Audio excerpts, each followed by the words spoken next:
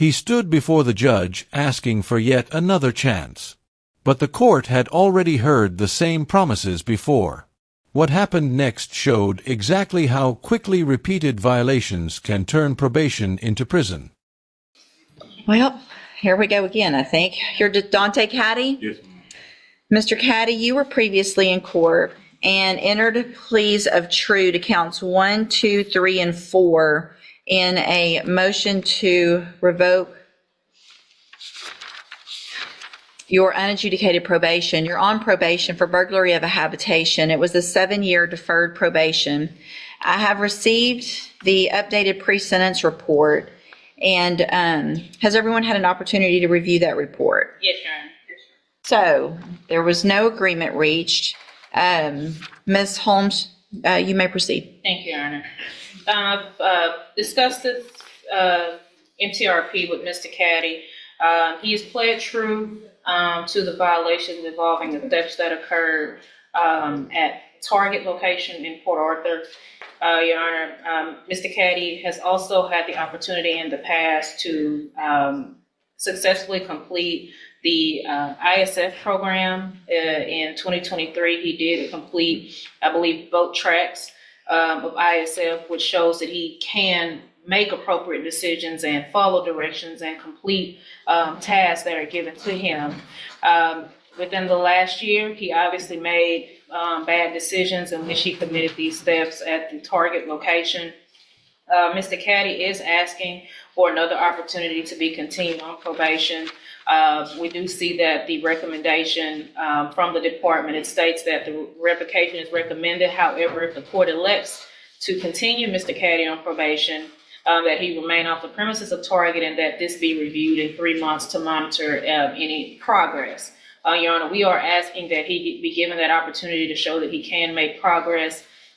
Since being placed on probation, he has got married. His wife is here today, as well as he does have his mother at this time is very sick and ill, and he does help to take care of members in the household. Your Honor, Mr. Caddy would also like to address the court as to this situation, but we are asking that he be provided the opportunity. We see that he obviously has been afforded an opportunity in the past with ISF, but we believe that if he's given the opportunity again, that he can get steered back on the right track to make more better and more positive decisions going forward with his life. Would you like to address this? Yeah, yes, ma'am. Go ahead. Thank you. I know I made a lot of dumb mistakes, but I just ask that you please consider reinstatement. I have a lot of I have a lot of people that, willing to help me with jobs and stuff like that. Like you said, I do have my mom has a lot of stuff going on this evening. Today, she's in surgery today. So I just got a lot on right now. So, Mr. Caddy,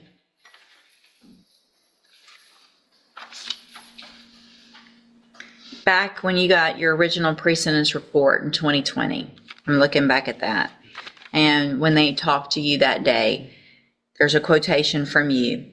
I'm trying to change my attitude and my drive to do better in life. I want to learn control my anger and patience. I think I will do good. I understand the do's and don'ts. Okay, so that was back in 2020. Then shortly after that, you quit reporting. And you were gone for, I think it was like 2 years maybe. So we get you back after those 2 years in 2022, and you stood in front of me and I'm sure said, give me a chance, I want to do better. And I did. And I extended you, added some time on your probation, and sent you to ISF to help you do those things that you said you wanted to do, make better decisions and do that. Sent you to both tracks of ISF, which most people can't even do. They don't do that anymore. We have to pick one. So you got all the help you needed for drugs, for better decisions. completed that April 14th, 2023.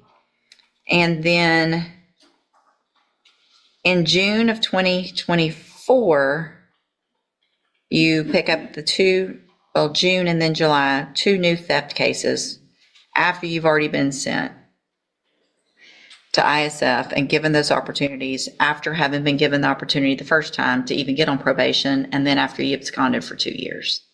Ms. Molfino, what's the state's position? Revocation, Your Honor. I don't have much to add to what the court has already addressed. You really haven't left me any choice. It makes no sense for me to, we've given you chance after chance, and just saying that you want to do better is, your actions have to be better. And they haven't been. I'm going to find that you entered your pleas of true to counts 1, 2, 3, and 4 freely and voluntarily. Find those counts true. Find sufficient evidence to find you guilty, and at this time find you guilty of burglary of a habitation. I'm going to sentence you to a term of 6 years of the Institutional Division of the Texas Department of Corrections. You will receive credit on that sentence for any time that you've been in custody that the law gives you the right to receive. I'm handing you the trial court certification. This was marked off, though, that it was a plea bargain case, and so now I'm concerned again. Just hold on, don't, just wait a minute, because I want to see. Double check that there's nothing. It is good. I apologize. Okay. I'm sorry. So there was a cap of 4 years. So I'm going to withdraw what I said about the 6 years. I'm going to sentence you to a term of 4 years in the Institutional Division of the Texas Department of Corrections. Mr. Caddy, you can tell from what I've said and what my sentence was that I don't think that's enough. I have the ability to not accept this plea agreement. I'm going to accept it. I don't like it, but I'm going to accept it today. Your attorney did one heck of a job by getting you that deal. I am going to hand you the trial court certification that shows this was an agreement that I followed, and so you've waived your right to appeal. I have also handed you a written admonishment regarding your ineligibility to possess a firearm or ammunition. Because of the judgment entered against you, you're ineligible under Texas law to possess a firearm or ammunition. Possession of a firearm or ammunition could lead to charges against you. Firearm is a legal term. You should read that written admonishment I provide you to see what devices qualify as a firearm. If you have questions about the laws that make you ineligible to possess a firearm or ammunition or about how long that lasts, you can talk to Ms. Holmes. I hope you take advantage of this shorter opportunity and get the help you need to get out and make better decisions. All right, you can go back with the bailiff. 1 week? Or do you want to go forward? Please go forward, Judge. All right, are you Marissa Tibbetts? And Ms. Tibbetts is on probation for, in 2 cases, for aggravated robbery, 2nd-degree felony. And, is that right? That shouldn't be right. Aggravated robbery would be was it pled down or something? Aggravated robbery? Aggravated, yeah, that's what I thought. Let me look back here real quick. I just want to make sure what my, It was, the motions say aggravated robbery.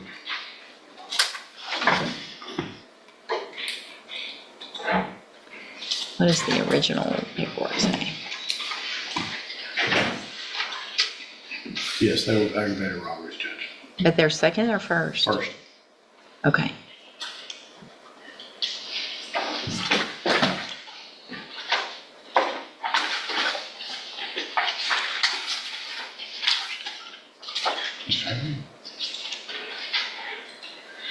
Give me just a second to look back. I want to make sure.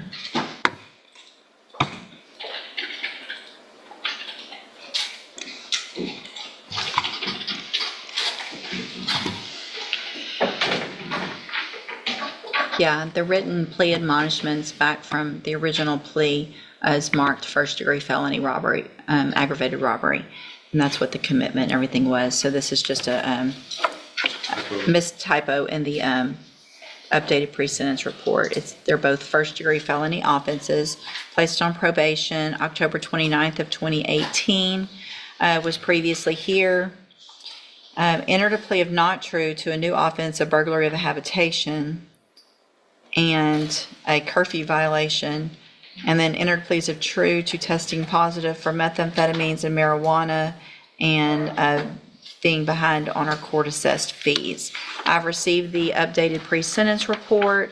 Has everyone had an opportunity to review that report? Defense says, yes, we do. And so the burglary of the habitation has been indicted, and so there's no evidence to put on today with regard to that offense, is that correct?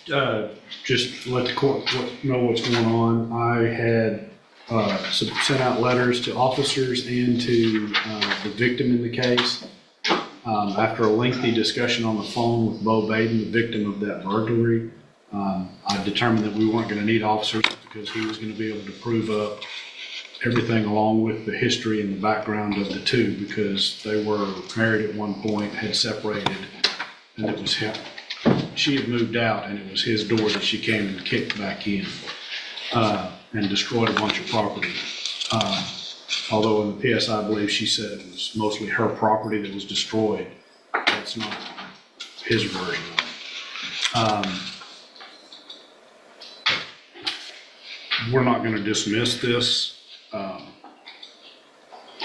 this point. Okay, but you don't have evidence with regard to it today? I don't have evidence with Okay. regard to it today. So all I'm doing then is going forward with regard to a positive test for methamphetamine and marijuana on March 18th and being behind on fees. Okay. And the evidence that she does say she knows that she made a mistake and deeply regrets. I mean, her version of it recounts that an incident occurred on that night. I don't think that's even enough for a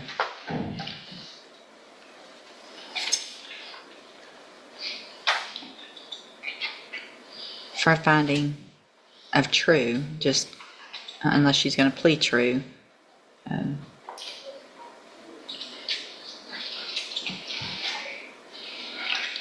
Okay. So my inclination is this. I mean, we kind of cut to the chase here. Without that allegation at this time, I'm not inclined to revoke her probation. It looks like probably some type of drug treatment. She's even said she would want that and be amenable to that. And so if I'm going to continue her on probation, I think that's probably where we go. And then if the case moves forward, well, I can't send her anywhere with that case pending. My thoughts, Your Honor, again, I sound like a broken record up here, but mental health, and there's through MHMR, there's a substance abuse through MHMR. Also, I think residential treatment through Franklin House, they can coordinate through MHMR as well. If the court is inclined to send her to special needs safety, I can't with, I would be willing to dismiss the burglary of habitation. We do have a non-prosecution affidavit from the complaining witness. I mean, that's what my notes are, I'm inclined, I think, just based on the nature of these underlying offenses, then I would think the special needs safety gets us everywhere we need to be, potentially, especially if the other case is going to go away. She said ISF. No, if there's mental health issues, it's going to be special needs safety. I think that addresses both issues, and that's the only way I'm going to go along with any agreement like that. And then the burden of the hat is dismissed. If you want to do that. Otherwise, I mean, I can do it anyway. yeah, I understand, Your Honor, but the problem would be that him dismissing the Right. burden of the hat. But if I'm going to do that, it sounds like you're probably satisfied anyway. Okay, so All right, so here's what I'm going to do. I'm going to find, Ms. Tibbetts, that you entered your pleas of true to counts 2 and 4 freely and voluntarily. Find those counts true. Find sufficient evidence in each of your cases to find you guilty and revoke your probations, but I'm not going to do that today. You are being given the opportunity. This is your second opportunity because your first one was, these were caps. When I first put you on probation back in 18, it was actually... At this stage, the hearing wasn't about excuses anymore. The court focused on accountability, past opportunities, and whether rehabilitation efforts had worked. For some defendants, another chance was granted. For others, the court decided enough was enough. Unagreed, and I took a chance and placed you on probation. It sounds like, and there are some things in this updated report that you've actually done very well while you're on probation. And so you need to make sure and get everything any issues with regard to substance abuse, self-medicating because of any mental health issues. We're going to give you all the help you need to get the tools to be successful. And you'll go, I'm going to continue you again on both of these probations, order that you enter and successfully complete the special needs SAFE-P program. You'll do that, you'll get out, you'll have help, aftercare, and then you're still on these probations. If you do everything right, take advantage of it, you don't have the felony convictions, and you stay out of prison. If, however, you violate any condition of probation after today, I'm going to look back and wonder what I was thinking, because first I gave you an opportunity when it was a cap. Now I'm giving you an opportunity with some other issues and a possible new case. So you're not going to get this opportunity. You will be on zero tolerance when you're back on probation. That means you have to do everything right. You understand? If you don't, you will be back in here, and you could be facing going to prison for anywhere between 5 years minimum up to the rest of your life in prison. Do you understand? Right. And I think that the PSI noted that she was up to date on her fees. Yeah, I mean, there's some good things in here, and we got to get the rest of this, the issues taken care of, so that you won't make bad decisions and get yourself back in here like you did this time, okay? You can go back with the bailiff. And I'll sign the dismissal when it comes through. And that assault is from September 27th of 2024. And how do you plead to that charge? Guilty. Are you pleading guilty freely and voluntarily? Yes, ma'am. And are you pleading guilty because you did what they've charged you with? Yes, ma'am. I have here on the computer some documents that have your signature on them that the state has marked as exhibit number 1. Before you signed these, did you go over them with Ms. Holmes? Yes, ma'am. Do you fully understand them? Yes, ma'am. And do you understand, if I follow the agreement that you made with the district attorney, that you will be waiving or giving up any right to appeal? Yes, ma'am. And are you a U.S. citizen? You're a U.S. citizen. Yes, ma'am. State tenders number 1. No objection. It's admitted. Is there any evidence that Mr. Stewart is not competent? No, Your Honor. All right, sir, I'm going to find that you entered your plea of guilty freely and voluntarily. Find that you're mentally competent and you understand the nature and the consequences of that plea. Find sufficient evidence to find you guilty, and at this time find you guilty of the lesser included offense of a Class A misdemeanor assault. Sentence you in accordance with your agreement to a term of 30 days in the Jefferson County Jail. You will receive credit on that sentence for any time that you've been in custody that the law gives you the right to receive. I'm going to hand you the trial court certification that shows this was an agreement that I followed, so you've waived your right to appeal. It's coming. My computer's getting tired too. All right, good luck to you, sir. You can go back with the bailiff. For 23-1559, give me just a second, please.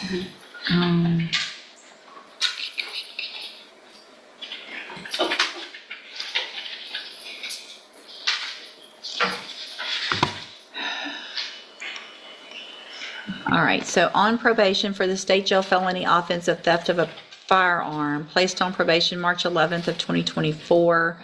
There's a second amended motion to revoke unadjudicated probation that's been filed with allegations from not reporting, not doing community service, using alcohol, arrested for assault in Harris County, failing to report for an administrative hearing, out past curfew, another arrest for possession of the marijuana, June 18th of this 2025, arrested for unlawful carrying a weapon, possession of marijuana, again, out past curfew. And so it looks like we already had in April a motion for me to set the bond, which I did, set a bond in this case at $50,000. And required that there be a GPS, remain in Jefferson County, and no contact with the complaining witness in the Harris County assault. Typically, I don't entertain second motions for bond unless there's some new information or evidence. Ms. Holmes? Well, Your Honor, I was requested by the family to request a reduction. I believe his bond was raised at a time, I don't know if it was an initial or designation docket. I wasn't present when the bond was raised to 200,000, so I'm not sure of the circumstances surrounding it going up to 200,000. Based on my conversations with Mr. Zarate Jones, he was tested in court. He tested negative for any substances, but I believe it was because of the arrest in June that prompted the increase to 200,000. I did check with the district attorney's office. There has not been any cases received at this point from the district attorney's office. And we've also been in contact with Harris County. It's our understanding that that case in Harris County will be dismissed. That's my understanding. He does have an attorney in Harris County that is working on that. But I do believe that the 200,000 is maybe a bit. Well, it's 50. I reduced it to 50. No, right now it's 200,000.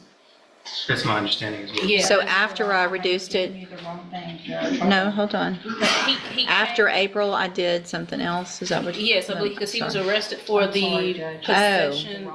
Arrested again Yes. after I Yes. did that. Yes, and I believe he was taken into custody when he came to court in June, I guess. Yes. Yes, I apologize, that's my fault. The cases, though, have not been dismissed yet in Harris County. Is that No, correct? the assault is still pending. Correct. That's what just if- what I've been told. And the case here, the possession and UCW has not been received at the district attorney's office. They haven't been sent over from the agency.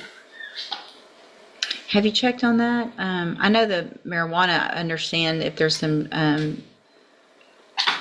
lab issues, but with regard to the UCW, I haven't checked on that, Judge. okay, so here's what I'm going to do.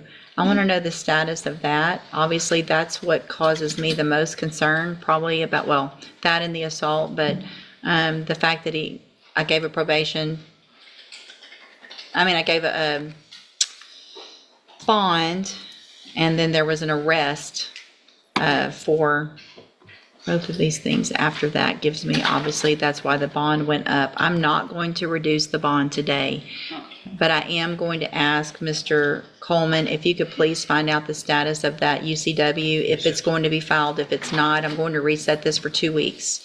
And if, and the motion, and the marijuana as well, but more so that UCW and what the status is and what the anticipated, if y'all are going to move forward on that, because that makes obviously the biggest difference for me. Yes, sir. And so what I'll do is I'm going to hold the motion. I'm not going to require you to file another one. I'm not going to deny it today. I'm just going to hold it for 2 weeks. I want more information on that UCW. And also, if you can find out anything you can from Harris County with regard to the status of that assault, if there's court dates, if there's dismissal or whatever, then we'll see where we are. When he went into custody, he missed that court date, so Harris County issued a warrant. Right. So I think there's no court date pending at this Just point. because until it's they a get them. warrant. Okay. Yes. But maybe you can just see what the status of that assault is. Okay? We'll see you back in 2 weeks. Okay.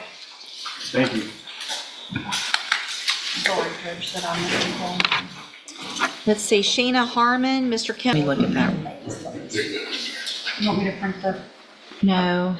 Do you see, Again, please, the administrator. well, there's a first amended that was filed. I don't see it, though. I see order for first amended. When did you file it? Filed on the 17th, too.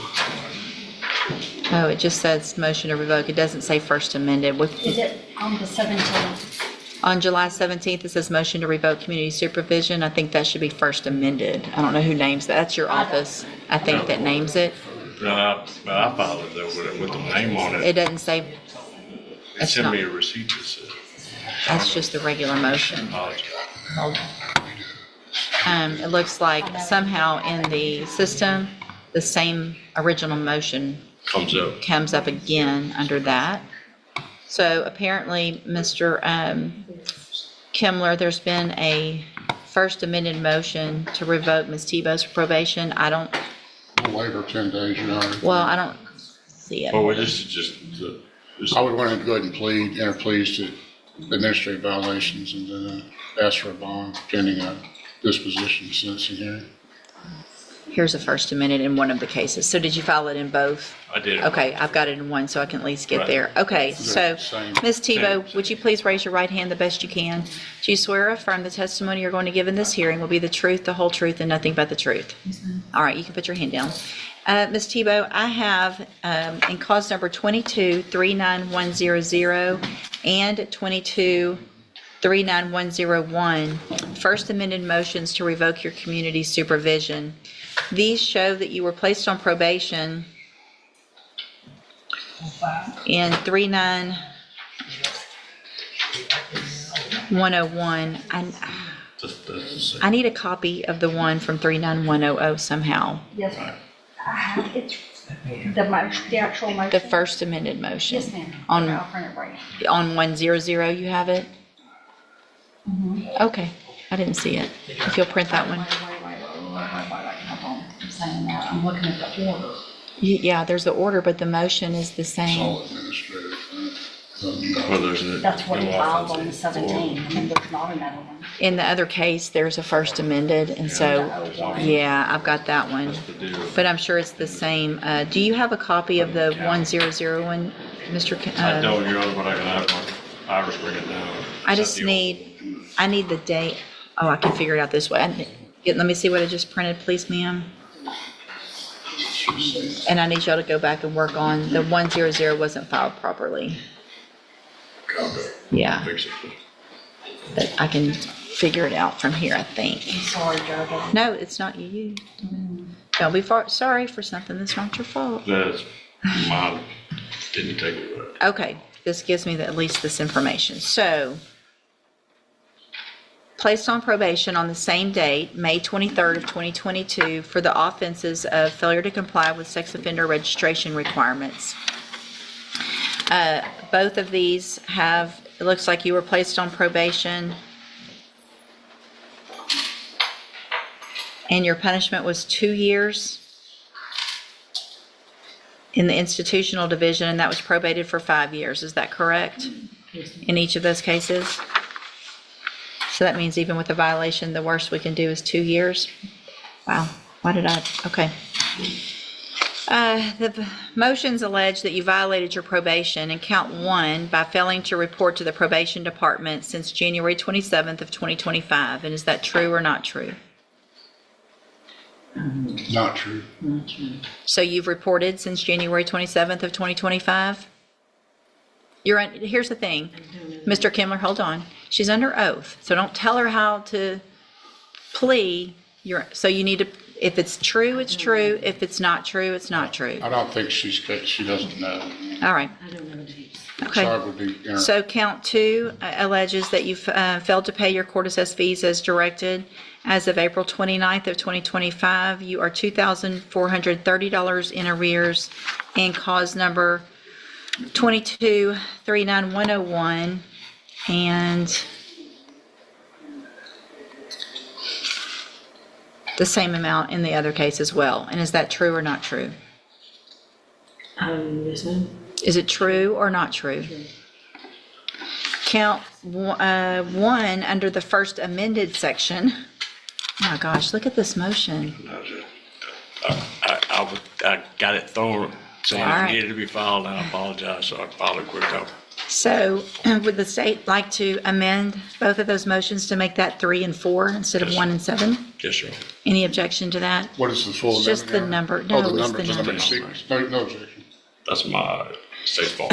Count 3 in each case alleges that you were arrested for the offense of petite theft and obstruction by a disguised person on June 29th, 2025 in Putnam County, Florida. And is that true or not true? Your Honor, I would object to that because an arrest in itself isn't a violation.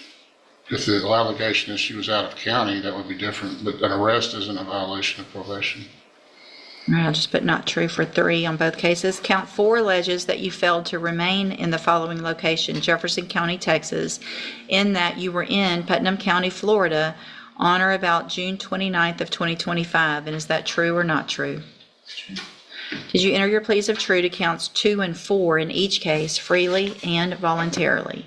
The courtroom heard multiple stories of mistakes, addiction, probation violations, and requests for leniency. But every decision came down to one question: had the defendant earned another opportunity?